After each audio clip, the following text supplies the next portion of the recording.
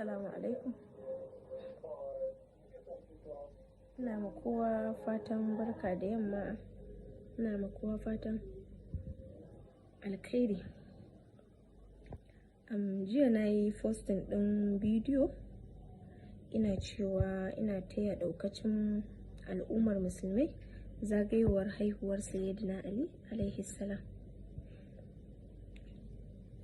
To wasu suna ta maganganu, suna ta tambaya ta wani yar shi'a ce, wasu kuma suna tsine min, wasu suna zagina, wasu suna la'anta ta, wasu ga sunan dai.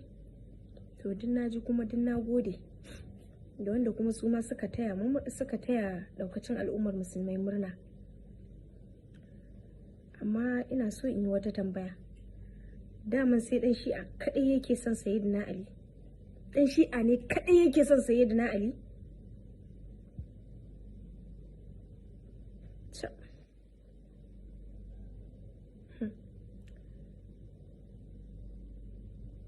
Dan uwan manzon Allah sallallahu alaihi wasallam, kuma sirikin manzon Allah, sahabin manzon Allah. Yau na yi postin saboda na taya ɗaukacin al'ummar musulmai zagayowar haihuwarsa. Wasu suke zagina, suke tsine min, suke la'antata. To wani katon ko wata katuwar gardin zan je ni kuke so na je na taya murna ko waye? Kuna nice, kuna waye da waye, kuna abu ne shi kuke so?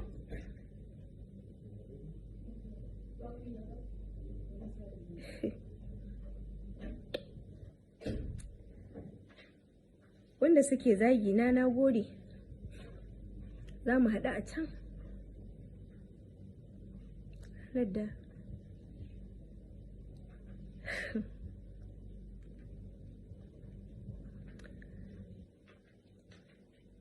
Wallahi kun bani mamaki.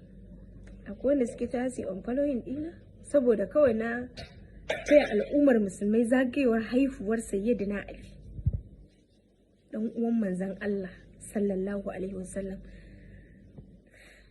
tsatsansa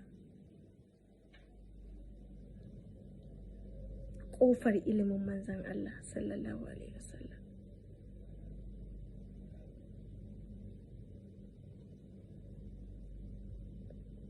Saboda na taya daukacin al'ummar musulmi, wasu suke tsine mu, wasu suke zagi na, to din na gode. Yan shi'a kadai suke son Sayyidina Ali.